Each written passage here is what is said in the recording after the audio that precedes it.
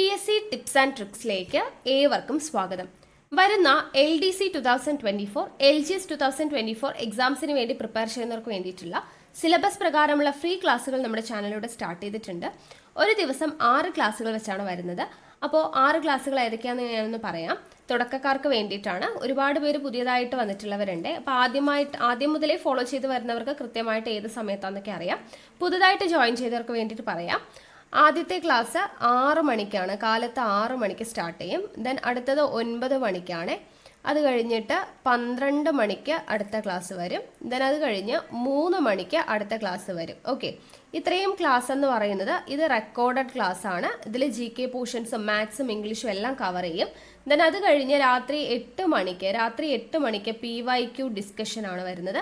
Then രാത്രി 10:30 expected CA current അഫയേഴ്സിൻ്റെ class ആണ്. ഇത് രണ്ടും നമുക്ക് ലൈവ് ക്ലാസ് ആണ് വരുന്നത്. അപ്പോൾ 2 ലൈവ് ക്ലാസ്സും 4 റെക്കോർഡഡ് ക്ലാസ്സും, ഇങ്ങനെ ടോട്ടൽ 6 ക്ലാസ് ആണ് നിങ്ങൾക്ക് ഒരു ദിവസം ലഭിക്കുന്നത്. അപ്പോൾ കൃത്യമായിട്ട് ഫോളോ ചെയ്യുക, നോട്ട്സ് തയ്യാറാക്കിയിട്ട് പഠിക്കുക. നമ്മുടെ ക്ലാസ് ഒക്കെ കണ്ടിട്ട് ഇഷ്ടമായിട്ടുണ്ട് എന്നുണ്ടെങ്കിൽ നിങ്ങളുടെ അഭിപ്രായം താഴെ കമൻ്റ് ആയിട്ട് അറിയിക്കാം. ഇഷ്ടപ്പെട്ടു എന്ന് അറിയിക്കാൻ വേണ്ടിയിട്ട് ഒന്ന് ലൈക്ക് ചെയ്യുക, മാക്സിമം ഫ്രണ്ട്സിന് ഷെയർ ചെയ്ത് കൊടുക്കുക. പിന്നെ ക്ലാസ് കേൾക്കാനിരിക്കുമ്പോൾ എപ്പോഴും നോട്ട്സ് തയ്യാറാക്കിയിട്ട് വേണം പഠിക്കാൻ വേണ്ടിയിട്ട്. നോട്ട്ബുക്ക് കയ്യിൽ വേണം, പഠിക്കുക, നോട്ട്സ് തയ്യാറാക്കുക. ഓക്കെ, പിന്നെ നമ്മുടെ ടെലഗ്രാം ചാനലിൽ മസ്റ്റ് ആയിട്ടും ജോയിൻ ചെയ്യണം. കാരണം നിങ്ങൾക്ക് ഓരോ ദിവസവും നൽകുന്ന ക്ലാസ്സുകൾ ഏതൊക്കെയാണെന്നുള്ളതിൻ്റെ ഇൻസ്ട്രക്ഷൻസും പഠിക്കാൻ വേണ്ടിയിട്ടുള്ളതിൻ്റെ PDF-ഉം കാര്യങ്ങളൊക്കെ നമ്മൾ ടെലഗ്രാം വഴിയാണ് കൊടുക്കുന്നത്. സോ ടെലഗ്രാമിൻ്റെ ലിങ്ക് ഞാൻ താഴെ ഡിസ്ക്രിപ്ഷൻ ബോക്സിൽ കൊടുത്തിട്ടുണ്ട്. ജോയിൻ ചെയ്യാത്തവരുണ്ടെങ്കിൽ ജോയിൻ ചെയ്യുക. ഓക്കെ, അപ്പോൾ നമുക്ക് ഇന്നത്തെ ക്ലാസ്സിലോട്ട് കടക്കാം. 6ാം ക്ലാസ്സിലെ 5ാമത്തെ ചാപ്റ്റർ ആയിട്ടുള്ള ഭൂമി, കഥയും കാര്യവും എന്ന് പറയുന്ന ചാപ്റ്ററാണ്. അപ്പോൾ നമുക്ക് നോക്കാം. ആദ്യം തന്നെ നമുക്ക് പഠിക്കേണ്ടത് ഭൂമിയുടെ ആകൃതിയെക്കുറിച്ച് ഓരോരുത്തരുടെ കണ്ടെത്തലുകളാണ്. അപ്പോൾ നോക്കുക, BCE 7ാം നൂറ്റാണ്ടിൽ ജീവിച്ചിരുന്ന ഗ്രീക്ക് തത്വചിന്തകനായിട്ടുള്ള തെയിൽസ് ആണ് എന്ന് പറഞ്ഞത് ഭൂമിക്ക് ഗോളാകൃതിയാണ് എന്ന ആശയം ആദ്യമായി മുന്നോട്ട് വെച്ചത്. BCE 7ാം നൂറ്റാണ്ടിലാണ്. തെയിൽസ് ആണ്. ഓക്കെ, ഗ്രീക്ക് തത്വചിന്തകനായിട്ടുള്ള തെയിൽസ് ആണ് ഭൂമിക്ക് ഗോളാകൃതിയാണ് എന്ന ആശയം ആദ്യമായിട്ട് മുന്നോട്ട് വച്ചത്. എന്നാൽ ഈ ഗോളം ജലത്തിൽ പൊങ്ങിക്കിടക്കുന്നു എന്നാണ് അദ്ദേഹം വിശ്വസിച്ചിരുന്നത്. ഇനി അങ്ങനെ അദ്ദേഹം ആശയം മുന്നോട്ട് വെച്ചു. അത് സ്ഥാപിച്ചത്, അതായത് ഭൂമിക്ക് ഗോളാകൃതിയാണ് എന്ന് സ്ഥാപിച്ചത് ആരാണ്? പൈഥഗോറസും അരിസ്റ്റോട്ടിലും കൂടെ ചേർന്നിട്ടാണ്. ഓക്കെ, ഗ്രീക്ക് തത്വചിന്തകന്മാരായിട്ടുള്ള പൈഥഗോറസും അരിസ്റ്റോട്ടിലും കൂടെ ചേർന്നിട്ടാണ് ഭൂമിക്ക് ഗോളാകൃതിയാണ് എന്ന് സ്ഥാപിച്ചത്. ആ കാലഘട്ടത്തിൽ ഈ ആശയത്തോട് വളരെയധികം വിയോജിപ്പുകൾ ഉണ്ടായിരുന്നു. പിന്നീട് കോപ്പർനിക്കസ് ആണ് ഈ ആശയത്തെ എന്ത് ചെയ്തത്? ശക്തമായി പിന്താങ്ങിയത്. അതായത് ഭൂമിക്ക് ഗോളാകൃതിയാണ് എന്നുള്ള ആശയത്തെ ശക്തമായി പിന്താങ്ങിയത് കോപ്പർനിക്കസ് ആണ്. പിന്നീട് ഭാരതീയ ജ്യോതിശാസ്ത്രജ്ഞനായിട്ടുള്ള ആര്യഭടൻ എന്താണ് പറഞ്ഞത്? ഭൂമിക്ക് ഗോളാകൃതിയാണ്, അത് സാങ്കല്പിക അച്ചുതണ്ടിൽ സ്വയം കറങ്ങുന്നു എന്ന് ഉറച്ചു വിശ്വസിച്ചിരുന്നു. ആര്യഭടൻ ഭൂമിക്ക് ഗോളാകൃതിയാണ്, അത് സാങ്കല്പിക അച്ചുതണ്ടിൽ സ്വയം കറങ്ങുന്നു എന്നും ഉറച്ചു വിശ്വസിച്ചിരുന്നു. വർഷങ്ങൾക്ക് ശേഷം മഗല്ലൻ എന്ന് പറയുന്ന നാവികന്റെ ലോകം ചുറ്റിയുള്ള കപ്പൽ യാത്രയാണ് ഭൂമി ഉരുണ്ടതാണ് എന്ന് തെളിയിച്ചത്. ഓക്കെ, ഭൂമി ഉരുണ്ടതാണ് എന്ന് തെളിയിച്ചത് മഗല്ലന്റെ കപ്പൽ യാത്രയാണ്. പിന്നീട് സർ ഐസക് ന്യൂട്ടൺ ആണ് ഭൂമിക്ക് കൃത്യമായിട്ടുള്ള ഗോളത്തിന്റെ ആകൃതി ഇല്ല എന്നും ധ്രുവങ്ങൾ അല്പം പരന്നതും മധ്യഭാഗം ചെറുതായി വീർത്തതുമായിട്ടുള്ള ഗോളാകൃതിയാണ് എന്ന് സ്ഥാപിച്ചത് സർ ഐസക് ന്യൂട്ടൺ ആണ്. ഓക്കെ, അപ്പോൾ ഇങ്ങനെ ധ്രുവങ്ങൾ അല്പം പരന്നതും മധ്യഭാഗം ചെറുതായി വീർത്തതുമായിട്ടുള്ള ഗോളാകൃതിയാണ് ജിയോയിഡ് എന്ന് വിളിക്കുന്നത്. ഓക്കെ, ജിയോയിഡ് എന്ന് പറയുന്ന പദത്തിന് അർത്ഥം എന്താണ്? ഭൂമിയുടെ ആകൃതി എന്നുള്ളതാണ്. ധ്രുവങ്ങൾ അല്പം പരന്നതും മധ്യഭാഗം ചെറുതായി വീർത്തതുമായിട്ടുള്ള ഗോളാകൃതിയാണ് ജിയോയിഡ് എന്ന് പറയുന്നത്. ജിയോയിഡ് എന്ന് പറയുന്ന പദത്തിന് അർത്ഥം എന്താണ്? ഭൂമിയുടെ ആകൃതി എന്നുള്ളതാണ്. ഇനി ഇവിടെ ഭൂമിയുടെ വലുപ്പം എത്രയാണ് എന്ന് കാണിക്കാനായിട്ടാണ് നോക്കുക.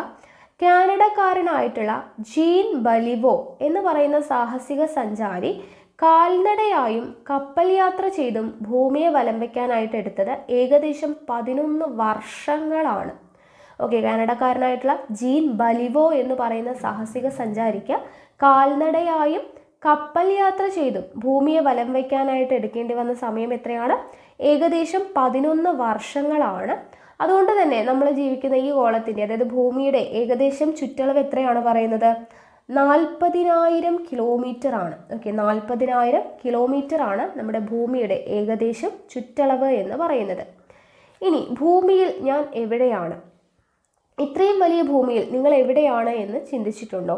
നമ്മൾ പഠിച്ചു അല്ലെ, നേരത്തെ ഏഷ്യ വൻകര പഠിച്ചു. അപ്പോൾ ഏഷ്യ വൻകരയിൽ, ഇന്ത്യയിൽ, കേരളത്തിൽ എന്നിങ്ങനെയൊക്കെ നമുക്ക് ഈ ചോദ്യത്തിന് ഉത്തരം നൽകാം.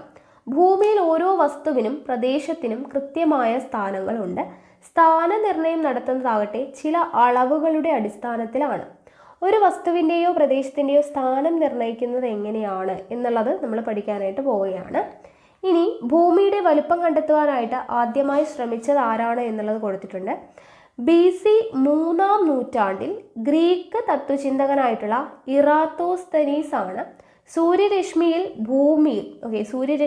ഭൂമിയിൽ പതിക്കുന്നതിൻ്റെ കോണളവിനെ മാത്രം ആശ്രയിച്ചാണ് ഭൂമിയുടെ ചുറ്റളവ് എന്ന് പറയുന്നത് 2,50,000 സ്റ്റേഡിയ, അതായത് ഗ്രീസിൽ അക്കാലത്ത് ദൂരം അളക്കാൻ ഉപയോഗിച്ചിരുന്ന യൂണിറ്റ് ആണ് സ്റ്റേഡിയ എന്ന് പറയുന്നത് എന്ന് കണ്ടെത്തിയത്. ഭൂമിയുടെ യഥാർത്ഥ ചുറ്റളവിനോട് ഏകദേശം അടുത്തു നിൽക്കുന്ന ഈ കണക്ക് അദ്ദേഹം കണ്ടെത്തിയത് ഇന്നത്തെ പോലെ സംവിധാനങ്ങൾ ഒന്നും ഇല്ലാതിരുന്ന കാലത്താണ്. അപ്പോൾ BC 3-ാം നൂറ്റാണ്ടിൽ ആരാണ്? ഇറാത്തോസ്തനീസ് ആണ്. ഇറാത്തോസ്തനീസ് ആണ് ഭൂമിയുടെ വലുപ്പം കണ്ടെത്താനായിട്ട് ആദ്യമായിട്ട് ശ്രമിച്ചത്. ആരാണ്? ഇറാത്തോസ്തനീസ് ആണ് എന്നുള്ള കാര്യം ഒന്ന് ഓർത്തിരിക്കുക. ഇനി അടുത്തത്, ഗോളാകൃതിയിൽ ഉള്ളതും അതിവിശാലവുമായിട്ടുള്ള ഭൂമിയിൽ നമ്മൾ എങ്ങനെയാണ് ഒരു പ്രദേശത്തിൻ്റെയോ വസ്തുവിൻ്റെയോ സ്ഥാനം കണ്ടെത്തുന്നത് എന്നുള്ളതാണ് നമ്മളിനി പഠിക്കാനായിട്ട് പോകുന്നത്. അപ്പോൾ അതിന് വേണ്ടിയിട്ട് നമുക്ക് കുറേ രേഖകളുണ്ട് അല്ലേ, ഭൂമിയിലുള്ള അക്ഷാംശ രേഖകൾ, രേഖാംശ രേഖകൾ, ആ കാര്യങ്ങളൊക്കെയാണ് നമ്മൾ പഠിക്കാനായിട്ട് പോകുന്നത്. അപ്പോൾ വളരെ ബേസിക് ആയിട്ടുള്ള കാര്യങ്ങളാണ്. അപ്പോൾ ഇത് അറിയുന്നവരാണെങ്കിൽ കുഴപ്പമില്ലാതെ കണ്ടില്ലെങ്കിലും, അല്ലെങ്കിൽ ബേസിക് മുതൽ പഠിച്ചു പോകണം എന്നുള്ളവർ ഇതെല്ലാം പഠിച്ചിരിക്കണം. അപ്പോൾ നോക്കുക, ഒരു ഗ്ലോബിൽ നെടുകയും കുറുകയും വരകൾ വരച്ചിരിക്കുന്നത് കണ്ടില്ലേ? നെടുകെ വരയ്ക്കുന്ന വരകളെ അക്ഷാംശ രേഖകൾ എന്നും. ഏതാണ് അക്ഷാംശ രേഖകൾ? ഇവിടെ കൊടുത്തിരിക്കുന്നത് ഫസ്റ്റ് കൊടുത്തിട്ടുള്ളതാണ് അക്ഷാംശ രേഖകൾ.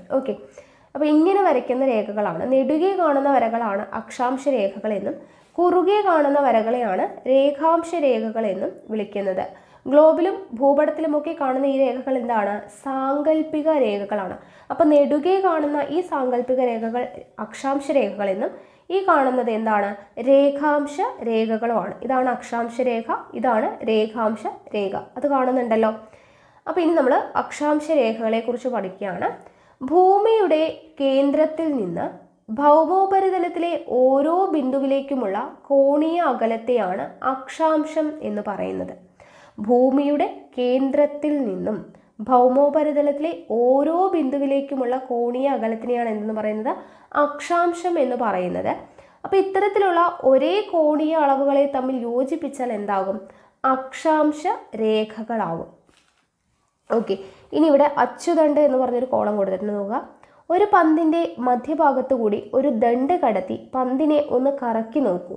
ഈ ദണ്ടാണ് പന്തിനെ സംബന്ധിച്ചിടത്തോളം അതിൻ്റെ അച്ചുതണ്ട്. ഇതുപോലെ ഭൂമിയുടെ കേന്ദ്രഭാഗത്തു കൂടി കടന്നു പോകുന്ന ഒരു ദണ്ട് ഉണ്ടെന്ന് സങ്കല്പിക്കുക. ഈ സാങ്കല്പിക ദണ്ടാണ് എന്ത്? ഭൂമിയുടെ അച്ചുതണ്ട്. ഈ അച്ചുതണ്ടിനെ അടിസ്ഥാനമാക്കിയാണ് എന്ത് ചെയ്യുന്നത്? ഭൂമി സ്വയം കറങ്ങുന്നത്. അത് നമുക്കറിയാം അല്ലേ? ഇവിടെ ഉത്തര ധ്രുവം, ഇവിടെ ദക്ഷിണ ധ്രുവം എന്ന് കൊടുത്തിട്ടുണ്ട്. അപ്പോൾ ഇതാണ് അച്ചുതണ്ട്. ആ അച്ചുതണ്ടിനെ ബേസ് ചെയ്തുകൊണ്ടാണ് ആര് കറങ്ങുന്നത്? ഭൂമി കറങ്ങുന്നത് എന്നുള്ളത് മനസ്സിലാക്കുക. ഇനി അക്ഷാംശ രേഖകൾ വരയ്ക്കാം എന്ന് പറഞ്ഞിവിടെ കൊടുത്തിട്ടുണ്ട്. ഇവിടെ അക്ഷാംശ രേഖകൾ വരച്ചതിൻ്റെ ഇങ്ങനെ പാർട്ടായിട്ട് അല്ലേ. അപ്പോൾ ഇവിടെ നോക്കുക, ഒരു പകുതിയിൽ കാണുന്ന വൃത്തത്തിൽ നമുക്കൊരു കോൺമാപിനി ഉപയോഗിച്ച് ചിത്രത്തിൽ കാണുന്നത് പോലെ കോണളവുകൾ അടയാളപ്പെടുത്താം എന്നൊക്കെ പറഞ്ഞൊരു ചിത്രം കൊടുത്തിട്ടുണ്ട്. ഇവിടെ 0 മുതൽ 90 ഡിഗ്രി വരെ കോണളവുകൾ രേഖപ്പെടുത്തിയതിനു ശേഷം ചിത്രത്തിൽ കാണിച്ചിട്ടുള്ളത് പോലെ പന്തിൻ്റെ ഉപരിതലത്തിലൂടെ നിര തെറ്റാതെ പൊട്ടുകൾ ഒട്ടിച്ച് ഓരോ തുല്യ കോണളവും. അപ്പോൾ അക്ഷാംശ രേഖകൾ എങ്ങനെയാണ് വരയ്ക്കുന്നത് എന്ന് കാണിക്കാൻ വേണ്ടിയിട്ടാണ് ഇത് കൊടുത്തിട്ടുള്ളത്. അപ്പോൾ അത് വരയ്ക്കേണ്ട കാര്യമൊന്നും നമുക്കില്ല, പക്ഷെ അത് മനസ്സിലാക്കുക എങ്ങനെയാണ് നമ്മൾ വരയ്ക്കുന്നത് എന്നുള്ളതൊക്കെ. അപ്പോൾ ഇവിടെ ഏറ്റവും വലിപ്പമുള്ളത് ഏത് അക്ഷാംശ രേഖയാണ്? ഗ്ലോബിൻ്റെ മധ്യഭാഗത്ത്. അത് മനസ്സിലാക്കാൻ വേണ്ടിയിട്ടാണ് അവർക്ക് ഈ വർക്കുകളൊക്കെ കൊടുക്കുന്നത്. അപ്പോൾ ഇതിൽ ഏറ്റവും വലുതായിട്ട് കാണപ്പെടുന്ന അക്ഷാംശ രേഖ എന്ന് പറയുന്നത് ഏതാണ്? സെൻറ്ററിലൂടെയുള്ളതാണ് അല്ലേ. നമ്മളിപ്പോൾ ഇങ്ങനെയാണ് ഭൂമി വരയ്ക്കുന്നതെങ്കിൽ ഇതിൻ്റെ സെൻറ്ററിലൂടെ ഇങ്ങനെ പോകുന്നതായിരിക്കും എന്ത്? അതായിരിക്കും ഏറ്റവും വലിയ അക്ഷാംശ രേഖ. അതായത് ഗ്ലോബിൻ്റെ മധ്യഭാഗത്തായി കാണുന്ന അക്ഷാംശ രേഖയാണെന്ത്? ഏറ്റവും വലുപ്പമേറിയത്. ഈ അക്ഷാംശ രേഖ എന്താണ് വിളിക്കുന്നത്? ഭൂമധ്യരേഖ എന്നാണ് വിളിക്കുന്നത്. ഓക്കെ, ഭൂമി ഇതാണെങ്കിൽ ഇതിൻ്റെ സെൻറ്ററിലൂടെ ഇങ്ങനെ പോകുന്ന ഈ അക്ഷാംശ രേഖയാണ് നമ്മൾ ഭൂമധ്യരേഖ എന്ന് വിളിക്കുന്നത്. ഈ രേഖയുടെ കോണീയ അളവ് 0 ഡിഗ്രിയാണ്. ഓക്കെ, 0 ഡിഗ്രി എന്നിങ്ങനെ അടയാളപ്പെടുത്തിയിരിക്കുന്നത് കാണാറില്ലേ? അപ്പോൾ 0 ഡിഗ്രിയാണ് ഇതിൻ്റെ കോണീയ അളവ്. ഈ രേഖയ്ക്ക് 90 ഡിഗ്രി വടക്കും 90 ഡിഗ്രി തെക്കുമായി കാണപ്പെടുന്ന അക്ഷാംശങ്ങൾ വൃത്തങ്ങളാണോ? ഇവ യഥാക്രമം ഉത്തര ധ്രുവം എന്നും ദക്ഷിണ ധ്രുവം എന്നും അറിയപ്പെടുന്നു. ഓക്കെ, 90 ഡിഗ്രി വടക്കും 90 ഡിഗ്രി തെക്കുമായിട്ട് കാണപ്പെടുന്നതാണ് ഉത്തര ധ്രുവവും ദക്ഷിണ ധ്രുവവും. ഓക്കെ, ഇനി മറ്റ് അക്ഷാംശ രേഖകളെല്ലാം തന്നെ എന്താണ്? വൃത്തങ്ങളാണ്. ബാക്കിയുള്ള അക്ഷാംശ രേഖകളെല്ലാം തന്നെ വൃത്തങ്ങളാണ്. ഇതെന്താണ്? 90 ഡിഗ്രി തെക്കും വടക്കും കാണുന്നത് ഉത്തര ധ്രുവം, അതുപോലെ തന്നെ ദക്ഷിണ ധ്രുവം എന്നാണ് അറിയപ്പെടുന്നത്. ഇവ ഭൂമിക്ക് സമാന്തരമായി വരച്ചിട്ടുള്ള വൃത്തങ്ങളായിട്ടാണ് കണക്കാക്കപ്പെടുന്നത് അക്ഷാംശ രേഖകൾ എന്ന് പറയുന്നത്. ഓക്കെ, അപ്പോൾ ദേ ഇവിടെ ഒരു ചിത്രം കൊടുത്തിട്ടുണ്ട്. ഭൂമി ഇപ്പോൾ സിമ്പിളായിട്ട് പറഞ്ഞു കഴിഞ്ഞാൽ ഇതാണ് ഭൂമിയെങ്കിൽ ഇതിനെ ദേ ഇവിടെ ഇങ്ങനെ നമ്മൾ രണ്ടായിട്ട് ഭാഗിച്ചു കഴിഞ്ഞാൽ ഇതാണ് 0 ഡിഗ്രി എന്ന് പറയുന്നത്, അതായത് ഭൂമധ്യരേഖ എന്ന് പറയുന്നത്. അങ്ങനെ വേർതിരിക്കുമ്പോൾ നമുക്ക് 2 അർദ്ധഗോളം കിട്ടും. ഒന്ന് ഉത്തരാർദ്ധഗോളം. ഓക്കെ, ഉത്തരാർദ്ധഗോളവും അതുപോലെ തന്നെ ദക്ഷിണാർദ്ധഗോളവും, അങ്ങനെ 2 അർദ്ധഗോളങ്ങൾ കിട്ടും. ഉത്തരാർദ്ധഗോളം ദക്ഷിണാർദ്ധഗോളം എന്നിങ്ങനെ കിട്ടി. ഇനി ഇവിടെ നമ്മൾ ഇങ്ങനെ ഈ ഭൂമധ്യരേഖയോട് പോലെ തന്നെ ഇങ്ങനെ വരയ്ക്കുന്ന രേഖകളെയാണ് അക്ഷാംശ രേഖകൾ എന്ന് പറയുന്നത്. ഇങ്ങനെ കുത്തനെ വരയ്ക്കുന്ന രേഖകളാണ് രേഖാംശ രേഖകൾ എന്ന് പറയുന്നത്. ഇവിടെ അടയാളപ്പെടുത്തിയിരിക്കുന്നുണ്ടോ? ഇവിടെ 90 ഡിഗ്രി തെക്ക് 90 ഡിഗ്രി വടക്ക്, അതായത് ഉത്തര ധ്രുവം ദക്ഷിണ ധ്രുവം. ഇവിടെ 66.5 ഡിഗ്രി തെക്ക് അന്റാർട്ടിക് വൃത്തം, 23.5 ഡിഗ്രി തെക്ക് ദക്ഷിണായന രേഖ, 0 ഡിഗ്രി ഭൂമധ്യരേഖ, 23.5 ഡിഗ്രി വടക്ക് ഉത്തരായന രേഖ, 66.5 ഡിഗ്രി വടക്ക് ആർട്ടിക് വൃത്തം എന്നിങ്ങനെ പറഞ്ഞ് കൊടുത്തിട്ടുണ്ട് അല്ലേ? അപ്പോൾ ഇവിടെ ക്വസ്റ്റ്യൻസ് കൊടുത്തിരിക്കുന്ന നോക്കാം. ഭൂമിയെ 2 അർദ്ധഗോളങ്ങളായിട്ട് വിഭജിക്കുന്ന അക്ഷാംശ രേഖ ഏതാണ്? ഭൂമധ്യരേഖയാണ് അല്ലെ? ഭൂമിയെ 2 അർദ്ധഗോളങ്ങളായിട്ട് വിഭജിക്കുന്ന അക്ഷാംശ രേഖ ഏതാണ്? ഭൂമധ്യരേഖയാണ്. 0 ഡിഗ്രി അക്ഷാംശ രേഖയാണ്. ഭൂമധ്യരേഖയുടെ വടക്ക് സ്ഥിതി ചെയ്യുന്ന അർദ്ധഗോളം, വടക്ക് സ്ഥിതി ചെയ്യുന്ന ഏതാണ്? ദേ കിടക്കുന്നു ഉത്തരാർദ്ധഗോളം അല്ലെ? വടക്ക് സ്ഥിതി ചെയ്യുന്നത് ഉത്തരാർദ്ധഗോളം. തെക്ക് സ്ഥിതി ചെയ്യുന്ന അർദ്ധഗോളം ഏതാണ്? ദക്ഷിണാർദ്ധഗോളമാണ്. ഏറ്റവും വലിയ അക്ഷാംശ വൃത്തം ഏതാണ്? ഏറ്റവും വലിയ അക്ഷാംശം എന്ന് പറയുന്നത് ഏതാണ്? ഭൂമധ്യരേഖയാണ് അല്ലെ? 0 ഡിഗ്രി ഭൂമധ്യരേഖയാണ് ഏറ്റവും വലിയ അക്ഷാംശം എന്ന് പറയുന്നത്. ഓക്കെ, ഇത്രയും കാര്യങ്ങൾ ഈ ഒരു പിക്ചറിൽ നിന്ന് നമുക്ക് പഠിക്കാനായിട്ട് പറ്റും. ഇനി ഉത്തരാർദ്ധഗോളത്തിലെ അക്ഷാംശ രേഖകളെ വടക്ക് അക്ഷാംശ രേഖകളെന്നും ദക്ഷിണാർദ്ധഗോളത്തിലുള്ളവ എന്താണ് പറയുക? തെക്ക് അക്ഷാംശ രേഖകളും എന്നാണ് പറയുന്നത്. ഓക്കെ, അപ്പോൾ ഇത്രയും കാര്യങ്ങളാണ് അക്ഷാംശ രേഖകളെ കുറിച്ച് പഠിക്കാനുള്ളത്. ഇനി രേഖാംശ രേഖകൾ. ഗ്ലോബിൽ ഇരു ധ്രുവങ്ങളെയും തമ്മിൽ, അതായത് ഉത്തര ധ്രുവം ദക്ഷിണ ധ്രുവം എന്ന് നമ്മൾ പറഞ്ഞല്ലേ, അപ്പോൾ ഈ 2 ധ്രുവങ്ങളെയും തമ്മിൽ ബന്ധിപ്പിച്ച് വരയ്ക്കുന്ന രേഖകളാണ് രേഖാംശ രേഖകൾ എന്ന് പറയുന്നത്. ദേ ഇവിടെ നോക്കുക, ഉത്തര ധ്രുവം ദക്ഷിണ ധ്രുവം 2 ധ്രുവങ്ങളെയും തമ്മിൽ ബന്ധിപ്പിച്ച് വരയ്ക്കുന്ന രേഖകളെയാണ്, ഇങ്ങനെ വരയ്ക്കുന്ന രേഖകളാണ് രേഖാംശ രേഖ എന്ന് പറയുന്നത്. ഇവിടെ പടിഞ്ഞാറ് രേഖാംശ രേഖ, ഇവിടെ കിഴക്ക് രേഖാംശ രേഖ എന്ന് പറഞ്ഞ് അടയാളപ്പെടുത്തിയിട്ടുണ്ട്. അപ്പോൾ ഈ രേഖാംശ രേഖയിലും എന്തുണ്ട്? 0 ഡിഗ്രി രേഖാംശം ഉണ്ട് അല്ലെ? 0 ഡിഗ്രി രേഖാംശമുണ്ട്. അപ്പോൾ 0 ഡിഗ്രി രേഖാംശം അറിയപ്പെടുന്ന പേരാണ് മാനക രേഖാംശം എന്നറിയപ്പെടുന്നത്. 0 ഡിഗ്രി രേഖാംശം എന്താണ് അറിയപ്പെടുന്നത്? മാനക രേഖാംശം എന്നാണ് അറിയപ്പെടുന്നത്. മാനക രേഖാംശത്തിന് ഇരുവശവും കിഴക്കും പടിഞ്ഞാറുമുള്ള കോണീയ അകലമാണ് രേഖാംശം. ഇങ്ങനെ മാനക രേഖാംശത്തിൽ നിന്നും ഒരു കോണീയ അകലമുള്ള രേഖാംശങ്ങളെ തമ്മിൽ ബന്ധിപ്പിച്ചുകൊണ്ട് വരയ്ക്കുന്ന സാങ്കല്പിക രേഖകളാണ് രേഖാംശ രേഖകൾ. ഇങ്ങനെയൊക്കെ പറയുമ്പോൾ കൺഫ്യൂഷൻ ആകും. ഇതാണ് ഭൂമിയെങ്കിൽ ഇവിടെ ഉത്തര ധ്രുവമുണ്ട്, ഇവിടെ ദക്ഷിണ ധ്രുവമുണ്ട്. ഇതിനെ തമ്മിൽ ഇങ്ങനെ വരയ്ക്കുമ്പോൾ ഇതാണ് രേഖാംശ രേഖകൾ എന്ന് പറയുന്നത്. ഇത് 0 ഡിഗ്രി, അതായത് എന്താണ് മാനക രേഖാംശമാണ്. ഇതിലിവിടെ കിഴക്ക് വരയ്ക്കുന്നത് കിഴക്ക് രേഖാംശം, ഇവിടെ പടിഞ്ഞാറ് വരയ്ക്കുന്നത് പടിഞ്ഞാറ് രേഖാംശ രേഖകളാണ്. അത്രയേ ഉള്ളൂ. ഓക്കെ, ഇനി ഈ രേഖകളെല്ലാം ഉത്തര ധ്രുവത്തിലും ദക്ഷിണ ധ്രുവത്തിലും കൂട്ടിമുട്ടുന്നില്ലേ? കൂട്ടിമുട്ടുന്നുണ്ട്. നമ്മൾ വരയ്ക്കുമ്പോൾ കൂട്ടിമുട്ടുന്നില്ല എന്നേ ഉള്ളൂ. ശരിക്കും പറഞ്ഞാൽ ഇവിടെ എന്ത് ചെയ്യുന്നുണ്ട്? കൂട്ടിമുട്ടുന്നുണ്ട്. അപ്പോൾ അതെങ്ങനെയാണ് വരുന്നത്? ഇവിടെ എങ്ങനെയാണെങ്കിൽ ഇതിങ്ങനെ വന്നു, ദെൻ ഇവിടെ നിന്നും ഈ എൻഡിലോട്ട്, ഇവിടെ നിന്നും ഈ എൻഡിലോട്ട്. ഓക്കെ, അപ്പോൾ ഇതിൻ്റെ ഉത്തര ധ്രുവവും ദക്ഷിണ ധ്രുവവും എന്ത് ചെയ്യുന്നുണ്ട്? പരസ്പരം കൂട്ടിമുട്ടുന്നുണ്ട്. ഓക്കെ, ഉത്തര ധ്രുവത്തിലും ദക്ഷിണ ധ്രുവത്തിലും എന്ത് ചെയ്യുന്നുണ്ട്? കൂട്ടിമുട്ടുന്നുണ്ട്. മാനക രേഖാംശത്തിന് ഇരുവശമായി 180 ഡിഗ്രി വീതം രേഖാംശങ്ങളാണുള്ളത്. എത്രയാണ്? ഇരുവശത്തുമായിട്ട് 180 ഡിഗ്രി വീതമാണ് രേഖാംശങ്ങൾ ഉള്ളത് എന്നുള്ള കാര്യം ഓർത്തിരിക്കുക. ഓക്കെ, ഇനി കിഴക്ക് അർദ്ധഗോളത്തിലെ രേഖാംശങ്ങളെ എന്താണ് വിളിക്കുന്നത്? കിഴക്ക് രേഖാംശങ്ങൾ എന്നും പടിഞ്ഞാറ് അർദ്ധഗോളത്തിലുള്ളവയെ പടിഞ്ഞാറ് രേഖാംശ രേഖകൾ എന്നുമാണ് വിളിക്കുന്നത്. ഓക്കെ, അപ്പോൾ എന്താണ് അക്ഷാംശ രേഖ, എന്താണ് രേഖാംശ രേഖ എന്നുള്ളത് മനസ്സിലായി. ഇനി ഇവയുടെ യൂസ് എന്താണെന്നുള്ളത് അറിയണ്ടേ? ഭൂമിയിൽ ഒരു സ്ഥലത്തിൻ്റെ കൃത്യമായ സ്ഥാനം നിർണ്ണയിക്കുന്നത് എന്താണ്? അക്ഷാംശ രേഖകളാണ്. ഓക്കെ, അപ്പോൾ ഭൂമിയുടെ സ്ഥാനം നിർണ്ണയിക്കുന്നത് അക്ഷാംശ രേഖകളാണ്. ഇങ്ങനെ വരയ്ക്കുന്ന രേഖകളാണ് അക്ഷാംശ രേഖ. അതാണ് എന്ത് നിർണ്ണയിക്കുന്നത്? ഭൂമിയിൽ ഒരു സ്ഥലത്തിൻ്റെ കൃത്യമായിട്ടുള്ള സ്ഥാനം നിർണ്ണയിക്കുന്നത്. ഇനി രേഖാംശ രേഖകളെയും അടിസ്ഥാനമാക്കിയാണ്, അക്ഷാംശ രേഖകളെയും രേഖാംശ രേഖകളെയും അടിസ്ഥാനമാക്കിയാണ് സ്ഥാനം നിർണ്ണയിക്കുന്നത് എന്നുള്ളതാണ് പറയുന്നത്. ഓക്കെ, ഇനി ഇവിടെ നോക്കുക, ഓരോ രാജ്യവും അത് ഏത് അക്ഷാംശ രേഖാംശ ഇടയ്ക്കാണ് കാണുന്നത് എന്നുള്ളത് നമുക്ക് ഇന്ത്യയുടെ പഠിച്ചു വയ്ക്കാം. ഇന്ത്യയുടെ അക്ഷാംശ രേഖകൾ 8 ഡിഗ്രി വടക്കിനും 38 ഡിഗ്രി വടക്കിനും ഇടയിലായിട്ടാണ് ഇന്ത്യ സ്ഥിതി ചെയ്യുന്നത്. രേഖാംശ ഡിഗ്രി 68 ഡിഗ്രി കിഴക്കിനും 98 ഡിഗ്രി കിഴക്കിനും ഇടയിലാണ് ഇന്ത്യ സ്ഥിതി ചെയ്യുന്നത്. അക്ഷാംശ രേഖാംശ രേഖകൾ ഇന്ത്യയുടെ കാര്യം ഒന്ന് ജസ്റ്റ് പഠിച്ചു വച്ചേക്കുക. ഓക്കെ, ഇനി അടുത്തത് രാവും പകലും എന്ന് പറഞ്ഞു കൊടുത്തിട്ടുണ്ട്. അതായത് ഭൂമിയിലെ ഏതാണ്ട് വിപരീത വശങ്ങളിൽ താമസിക്കുന്ന 2 കുട്ടികളാണ് അലീനയും അമ്മുവും. അലീന അമേരിക്കൻ ഐക്യനാടുകളിലെ കാലിഫോർണിയയിലും അമ്മു കേരളത്തിലുമാണ്. അപ്പോൾ അമ്മു രാവിലേക്ക് സ്കൂളിലേക്ക് പോകുമ്പോൾ അലീന രാത്രിയിൽ ഉറങ്ങുകയാണ്. അതായത് അവിടുത്തെ കാലാവസ്ഥ തമ്മിലുള്ള മാറ്റമാണ് പറയുന്നത് അല്ലേ. അപ്പോൾ രാത്രിയും പകലും മാറി മാറി വരുന്നതിൻ്റെ കാരണമാണ് ഇവിടെ പറയുന്നത്. അപ്പോൾ ഭൂമിയിൽ ഒരു ഭാഗത്ത് പകൽ അനുഭവപ്പെടുമ്പോൾ നേരെ മറുഭാഗത്ത് രാത്രിയായിരിക്കും. പകലും രാത്രിയും ഭൂമിയിൽ മാറി മാറി അനുഭവപ്പെടുന്നു. എന്തുകൊണ്ടാണ് ഇങ്ങനെ സംഭവിക്കുന്നത് എന്നുള്ള കാര്യമാണ് ഇനി പറയാനായിട്ട് പോകുന്നത്. നോക്കുക, നമ്മൾ പറഞ്ഞു ഭൂമിക്ക് എന്താണ്? ഗോളാകൃതിയാണ്. ഭൂമി അതിൻ്റെ അച്ചുതണ്ടിൽ സ്വയം കറങ്ങുന്നു എന്ന് നമ്മൾ പറഞ്ഞു. അപ്പോൾ ഭൂമി സ്വയം കറങ്ങുന്നതിനെയാണ് നമ്മൾ ഭ്രമണം എന്ന് പറയുന്നത്. ഓക്കെ, ഭൂമി സ്വയം കറങ്ങുന്നതിന് എന്താണെന്ന് പറയുന്നത്? ഭ്രമണം എന്നാണ് പറയുന്നത്.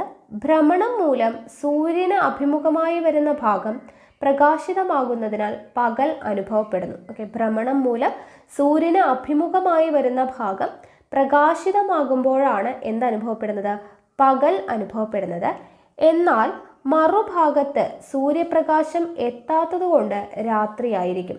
ഭൂമിയിൽ പകലും രാത്രിയും മാറി മാറി അനുഭവപ്പെടാൻ കാരണം എന്താണ്?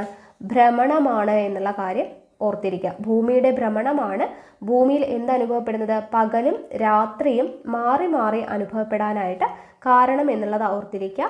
ഭൂമിക്ക് ഒരു ഭ്രമണം പൂർത്തിയാക്കാൻ എത്ര സമയം വേണം? 24 മണിക്കൂർ സമയമാണ് ഭൂമിക്ക് ഒരു ഭ്രമണം പൂർത്തിയാക്കാനായിട്ട് വേണ്ടത്. അതുകൊണ്ടാണ് ഇതിനെ ഒരു ദിവസമായിട്ട് നമ്മൾ കണക്കാക്കുന്നത്. ഓക്കെ, അടുത്തത് ഉദയവും അസ്തമയവുമാണ് പറയുന്നത്. അതായത് ഭൂമിയുടെ ഭ്രമണം മൂലമാണ് സൂര്യൻ്റെ സ്ഥാനം മാറുന്നതായിട്ട് നമുക്ക് ദൃശ്യമാവുന്നത്. ഓക്കെ, സൂര്യൻ്റെ സ്ഥാനം മാറുന്നതായിട്ട് നമുക്ക് ദൃശ്യമാവുന്നത് എന്തുകൊണ്ടാണ്? ഭൂമിയുടെ ഭ്രമണം മൂലമാണ്. ഇനി നമ്മൾ വാഹനത്തിലൊക്കെ യാത്ര ചെയ്യുന്ന സമയത്ത് മരങ്ങളും കെട്ടിടങ്ങളും ഒക്കെ എതിർദിശയിലേക്ക് സഞ്ചരിക്കുന്നതായിട്ട് നമുക്ക് തോന്നാറുണ്ട് അല്ലേ. പക്ഷേ യഥാർത്ഥത്തിൽ അവർ ചലിക്കുന്നുണ്ടോ? ഇല്ല, നമ്മളാണ് ചലിക്കുന്നത് അല്ലേ. അപ്പോൾ അതുപോലെ തന്നെയാണ് ഭൂമിയിൽ നിന്ന് വളരെ അകലെയായി സ്ഥിതി ചെയ്യുന്ന സൂര്യൻ കിഴക്കുദിക്കുകയും പടിഞ്ഞാറ് അസ്തമിക്കുകയും ചെയ്യുന്നതായിട്ട് നമുക്ക് ദൃശ്യമാകുന്നത്. ഓക്കെ, ഇതുപോലെയാണ് ഭൂമിയിൽ നിന്ന് വളരെ അകലെയായി സ്ഥിതി ചെയ്യുന്ന സൂര്യൻ എന്ത് ചെയ്യുന്നത്? കിഴക്കുദിക്കുകയും പടിഞ്ഞാറ് അസ്തമിക്കുകയും ചെയ്യുന്നതായിട്ട് നമുക്ക് ദൃശ്യമാകുന്നതും ഇതുപോലെ തന്നെയാണ് എന്നുള്ളതാണ് പറയുന്നത്. ഓക്കെ, ഇവിടെ നോക്കുക, ഇടതുഭാഗത്തും പടിഞ്ഞാറ് വലതുഭാഗത്തും കിഴക്കുമാണെന്ന് സങ്കല്പിക്കുക. ഭൂമിയുടെ ഭ്രമണം പടിഞ്ഞാറ് നിന്ന് കിഴക്കോട്ടായതിനാലാണ് സൂര്യൻ ഉദിച്ച് പടിഞ്ഞാറ് അസ്തമിക്കുന്നത്. ഓക്കെ, അപ്പോൾ ഭൂമിയുടെ ഭ്രമണത്തിൻ്റെ ദിശ ഏതാണ്? പടിഞ്ഞാറ് നിന്ന് കിഴക്കോട്ടാണ്. ഭൂമിയുടെ ഭ്രമണം എന്ന് പറയുന്നത് പടിഞ്ഞാറ് നിന്ന്, വെസ്റ്റിൽ നിന്നും ഈസ്റ്റിലോട്ടാണ്. ഓക്കെ, പടിഞ്ഞാറ് നിന്നും കിഴക്കോട്ടാണ്. അതുകൊണ്ടാണ് നമുക്ക് സൂര്യൻ കിഴക്കുദിച്ച് പടിഞ്ഞാറ് അസ്തമിക്കുന്നതായിട്ട് തോന്നാനായിട്ട് കാര്യം. ഓക്കെ, അതും കൂടെ ഒന്ന് മനസ്സിലാക്കി വെച്ചേക്കുക. ഇനി മാറുന്ന കാലങ്ങൾ നോക്കുക. ഭൂമി അതിൻ്റെ സാങ്കല്പിക അച്ചുതണ്ടിനെ ആധാരമാക്കി സ്വയം കറങ്ങുന്നതിനോടൊപ്പം സൂര്യനെ വലം വയ്ക്കുകയും ചെയ്യുന്നുണ്ട്. ഈ വലം വയ്ക്കലാണ് പരിക്രമണം എന്നറിയപ്പെടുന്നത്. അപ്പോൾ ഭ്രമണം എന്ന് പറഞ്ഞാൽ എന്താണ്? ഭൂമി അതിൻ്റെ അച്ചുതണ്ടിൽ സ്വയം കറങ്ങുന്നതിനെയാണ് ഭ്രമണം എന്ന് പറയുന്നത്. പരിക്രമണം എന്ന് വെച്ചാൽ എന്താണ്? ഭൂമി അതിൻ്റെ സാങ്കല്പിക അച്ചുതണ്ടിനെ ആധാരമാക്കി സ്വയം കറങ്ങുന്നതിനോടൊപ്പം എന്ത് ചെയ്യുന്നുണ്ട്? സൂര്യനെ വലം വയ്ക്കുന്നുണ്ട്. ഇതിനെയാണ് പരിക്രമണം എന്ന് പറയുന്നത്. ഓക്കെ, അപ്പോൾ നോക്കുക, നമുക്ക് കാലങ്ങൾ മാറി മാറി വരും അല്ലേ? മഴക്കാലം, വേനൽക്കാലം, അല്ലെങ്കിൽ എന്താണ് പൂക്കാലം, അങ്ങനെ കാലങ്ങളൊക്കെ നമുക്ക് മാറി മാറി വരാറുണ്ട് അല്ലേ? ശൈത്യകാലം. അപ്പോൾ ഇങ്ങനെയുള്ള കാലങ്ങൾ മാറി മാറി അനുഭവപ്പെടാനായിട്ട് കാരണം എന്താണ്? ഭൂമിയുടെ പരിക്രമണമാണ്. നമ്മൾ പറഞ്ഞു രാത്രിയും പകലും മാറി മാറി വരുന്നതും ഉദയവും അസ്തമയവും ഒക്കെ കാരണം എന്താണ്? അതിനെല്ലാം കാരണം ഭൂമിയുടെ ഭ്രമണമാണ് എന്ന് പറഞ്ഞു. കാലങ്ങൾ മാറി മാറി അനുഭവപ്പെടാൻ കാരണം എന്താണ്?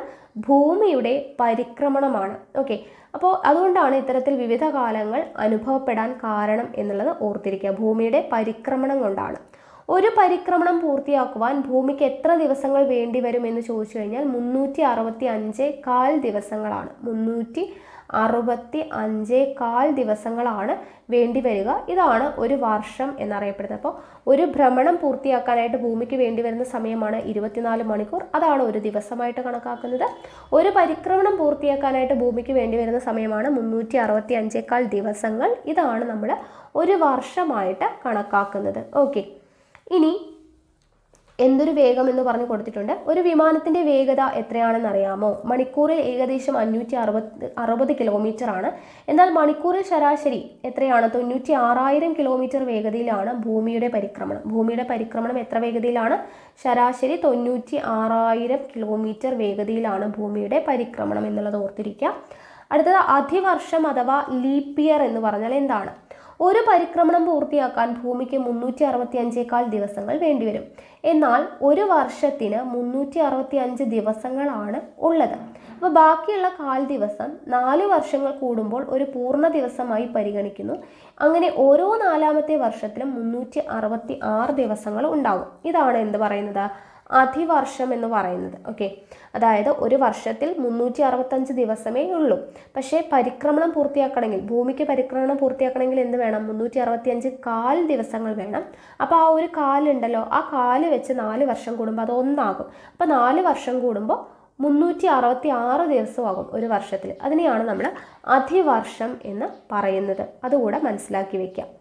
ഓക്കെ, അപ്പോൾ ഇത്രയുമാണ് നമുക്ക് ഇവിടെ പഠിക്കാനുള്ളത്. അപ്പോൾ ഇവിടെ മെയിനായിട്ട് നമ്മൾ പഠിച്ചത് എന്താണ്? ജസ്റ്റ് വായിക്കുമ്പോൾ ഒരു കൺഫ്യൂഷൻ തോന്നും. പ്രത്യേകിച്ച് നമ്മളൊന്നും പറഞ്ഞില്ല, ജസ്റ്റ് ഇങ്ങനെ പറയാം. ഭൂമിയാണെങ്കിൽ ഈ ഭൂമിയെ 2ആയിട്ട് അർദ്ധഗോളമായിട്ട് തിരിക്കുന്ന ഈ 0 ഡിഗ്രി, ഇതിനെയാണ് അക്ഷാംശ രേഖ എന്ന് പറയുന്നത് അല്ലേ? ഭൂമധ്യരേഖ. അക്ഷാംശ രേഖകൾ എന്താണെന്ന് പറഞ്ഞു. ഇങ്ങനെ കുത്തനെ വരയ്ക്കുന്ന ഈ രേഖകളാണ് രേഖാംശ രേഖ എന്ന് പറഞ്ഞു. അപ്പോൾ ഈ നമ്മുടെ എന്താണ് സ്ഥാനങ്ങൾ നിർണ്ണയിക്കുന്നത് ഈ അക്ഷാംശ രേഖകളും രേഖാംശ രേഖകളും കൂടെ ചേർന്നിട്ടാണെന്ന് പറഞ്ഞു. പിന്നെ വേറെന്താണ് പറഞ്ഞത്? നമ്മുടെ എന്താണ് ഭ്രമണം, ഭൂമിയുടെ ഭ്രമണം എന്താന്ന് പറഞ്ഞു, പരിക്രമണം എന്താന്ന് പറഞ്ഞു. ഭ്രമണം മൂലമാണ് രാത്രിയും പകലും ഉദയവും അസ്തമയവും ഒക്കെ ഉണ്ടാകുന്നത്. പരിക്രമണം മൂലമാണ് കാലങ്ങൾ മാറി മാറി വരുന്നത് എന്ന് പറഞ്ഞു. ഭ്രമണത്തിൻ്റെ എത്ര എടുക്കുന്ന സമയം? ഭൂമി ഭ്രമണം ചെയ്യാൻ എടുക്കുന്ന സമയം 24 മണിക്കൂറാണ്. അതാണ് ഒരു ദിവസമായിട്ട് കണക്കാക്കുന്നത്. ഭൂമി പരിക്രമണം ചെയ്യാൻ എടുക്കുന്ന സമയമാണ് 365 ദിവസം. അതാണ് നമ്മൾ ഒരു വർഷമായിട്ട് കണക്കാക്കുന്നത്. ഇത്രയും കാര്യങ്ങളൊക്കെയാണ് നമ്മൾ സിമ്പിളായിട്ട് ഇവിടെ പഠിച്ചു കഴിഞ്ഞത്. ഓക്കെ ആണല്ലോ? അപ്പോൾ ഇത്രയും കാര്യങ്ങൾ മനസ്സിലായെന്ന് വിചാരിക്കുന്നു.